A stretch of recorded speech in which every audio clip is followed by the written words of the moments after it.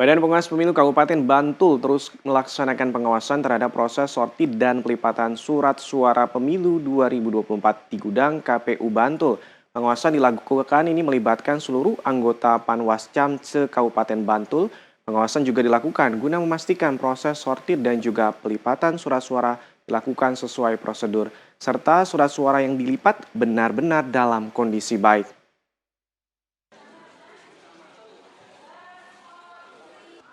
Pengawasan terhadap proses sortir dan pelipatan surat suara pemilu 2024 di gudang logistik pemilu KPU Kabupaten Bantul terus dilakukan oleh jajaran Bawaslu Kabupaten Bantul. Pengawasan dengan melibatkan Komisioner Bawaslu Bantul, staf, serta seluruh anggota Panwascam se-Kabupaten Bantul dilaksanakan secara terjadwal.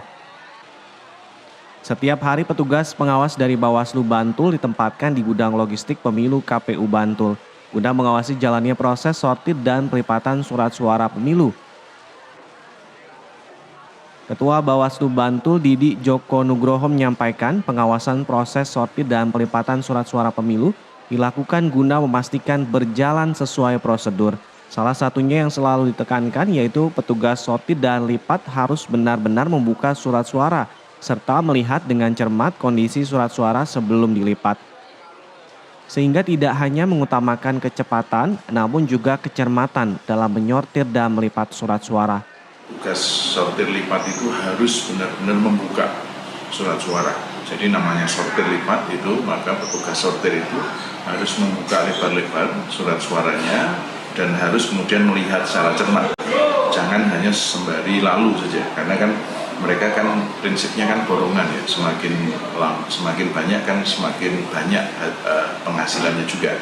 Tapi dari kami, dari Bawaslu itu menekankan bahwa proses sortir lipat itu benar-benar harus dilakukan secara cermat dengan sesuai prosedur, yaitu harus dibuka benar. Kemudian selain itu juga kita memastikan bahwa surat suara yang kemudian disortir itu benar-benar surat suara yang secara kualitas itu memang baik.